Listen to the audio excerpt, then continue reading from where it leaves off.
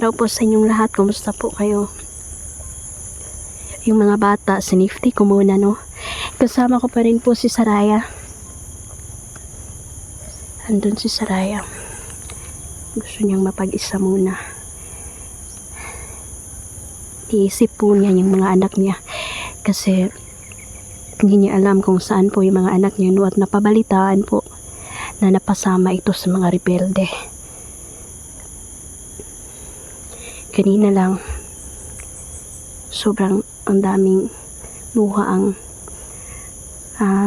tumulo kay Saraya, no, dahil nangungulila po talaga siya sa kanyang mga anak. Grabe yung ginawa sa kanya, no? Niritwalan siya, hinipnotize siya. Hindi niya alam ang kanyang mga ginagawa. At marami pa pong na-hypnotize. Kawawa po, no? Kawawa po ang mga biktima.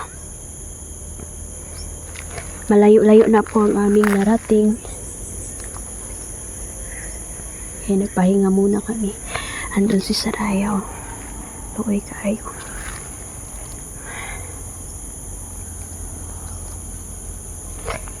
Grabe, no? Sa hirap po ng buhay ngayon.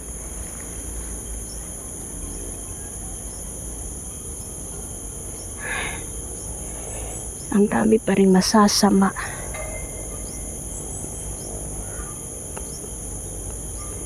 Kaya mag-ingat tayo. Lalong-lalo na sa mga kulto.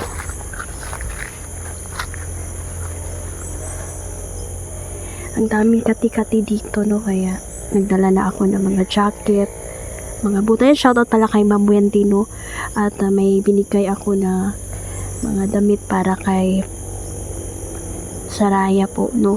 Para magamit niya sa pang araw-araw. At tutulungan ko po siya na mahanap po ang kanyang mga anak. Pinapangako ko po sa kanya na hanapin ko ang kanyang mga anak, no? Para mabuo sila ulit.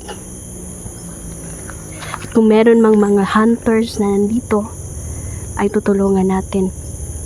Kanya-kanya kaming mission, pero iisa lang ang layunin namin, makatulong kami sa mga nangangailangan.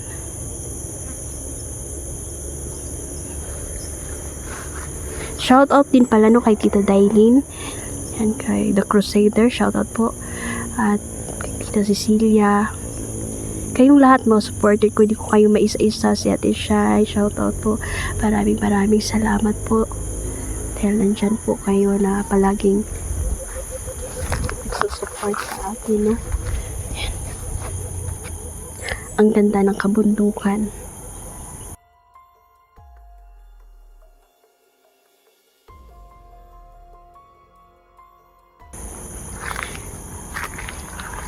Ang gulo na ng mundo.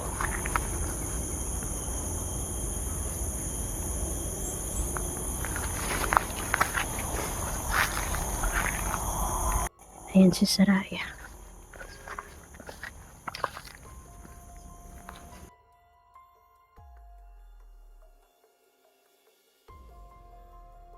Kami ng pagkain, no?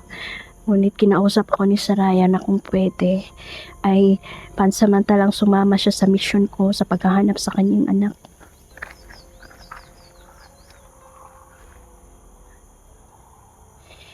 Napakadelikado. Sinabihan ko siya na napakadelikado, no, dahil marami kaming pwedeng makalaban dito. Pero desidido siya na sumama. At nakikita ko sa kanyang mga mata ang galit. Dahil simple lang naman ang pangarap ni Saraya, no, na mamuhay ng tahimik kasama ang kanyang mga anak. At wala na pala siyang asawa, no. Walay na po sila. Yan, nagbihis muna si Saraya, no.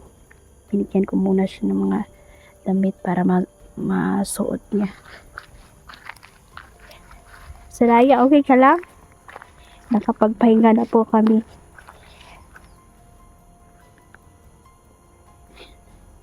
Nalulungkot po talaga siya, no, dahil sa kanyang mga anak, no. Makikita din natin yung mga anak mo, Saraya.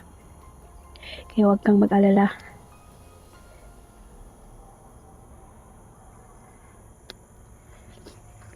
Ay, nakakapagod.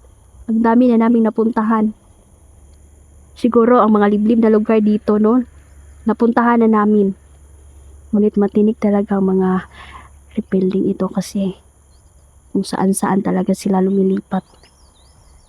At mag-ingat tayo, no? Dahil kumakalat na din yung mga kulto ngayon. Gumagawa sila ng pag-aalay ng buhay. At kadalasan yung mga bata, yung mga nabiktima. Kaya nag-aalala si Saraya, no? Dahil baka isa sa kanyang mga anak ay nabiktima ng mga kulto. Wag naman sana. Hindi sila magtatagumpay, no? Marami tayong kakampi.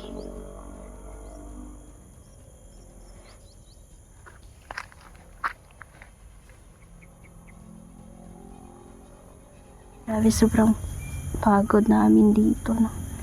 Okay ka lang, Saraya, meron naman kaming baong pagkain, no? May dala-dala naman akong pagkain sa bag ko. Ayan. Naninibago si Saraya, no? Dahil ito talaga yung buhay sa isang bilang hunter, no, na grabe.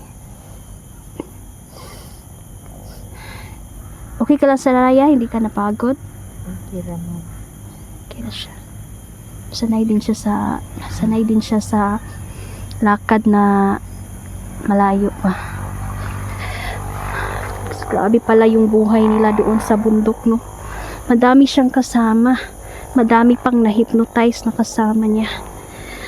At wag kang mag-alala, ipapangako ko sa'yo na makikita natin mga anak mo, Saraya.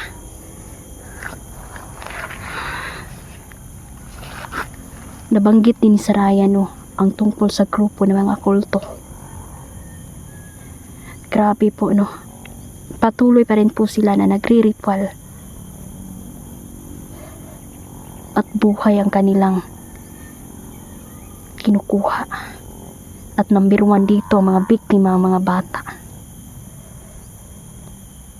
Ang dami ng mga batang nawawala. Ngunit hindi natagpuan. Dahil sa maniwala kayo sa hindi, kinakatay talaga nila ang mga bata. Kaya bibihira lang po ang makatakas na buhay. Kaya nag-alala talaga si Saraya. Huwag kang mag-alala, Saraya. Mahahanap natin ang mga anak mo ng ligtas. Tiwala lang. Grabe. Ayan, ang ganda ng bundok. Ngunit napupuno ng panganib. Grabe nyo. Kung napapansin nyo talaga, no, talagang yung mga bata talagang unang-unang binibiktima ng mga hayop na to.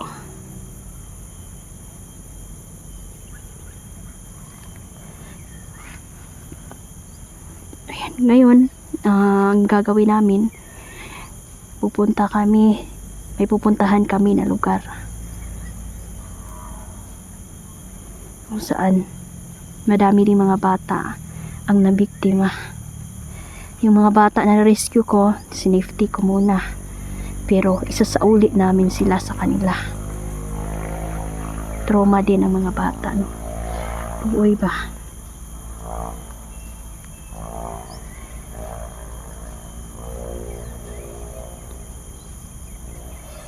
Ay. Ayan. Saraya, magsabi ka lang ha kung gutom ka. May pagkain tayong dala dito. Wala akong gutom, ma'am. Kanina kumain kami kanina eh. Na naka-off ka muna. Medyo bihira lang magkwento si Saraya, no? Siguro shock pa siya sa mga panghita po ba. Ang dami din mga anting-anting ng mga raya sa black magic nila.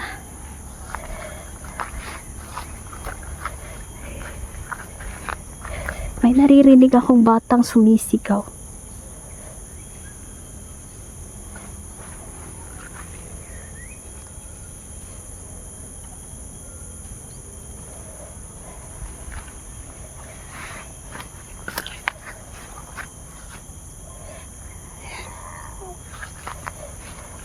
Okay ka lang, Saraya?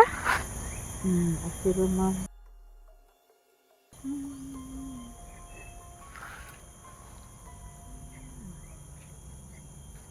Umiiyak talaga siya. Iyak ng isang ina nangungulila sa mga anak niya. Huwag mag-alala. Malalampasan din natin ang pagsubok sa buhay. Basta tiwala lang talaga sa Raya, no? Ayaw lang jud pag nervyos. Kay inahan ra baka basig mabughat ka. No? Ang dami ng krimen na nangyayari. Ngunit iilan lang ang mga na-solve, no?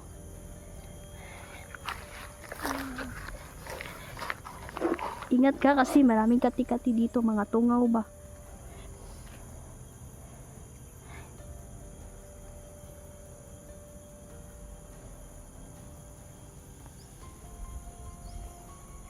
Ay, grabe.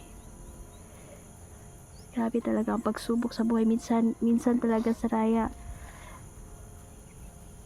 mapapaisip na lang tayo kung kaya ba natin ito, malampasan ba natin ito.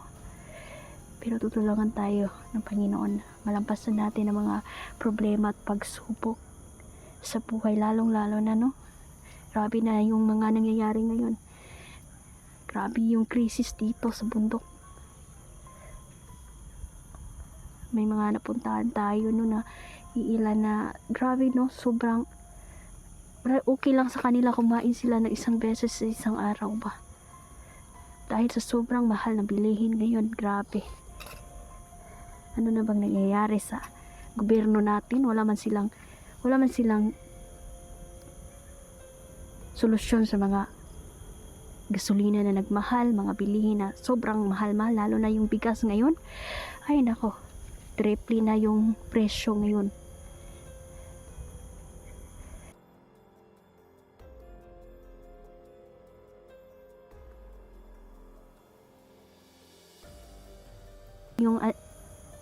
Yung pangalan mo, may nakilala kasi ako noon. Saraya din yung pangalan niya, pero kaya Ang akong mama. Ni pure. dili mo pure. Pero ikaw may side ka na mga Bisaya.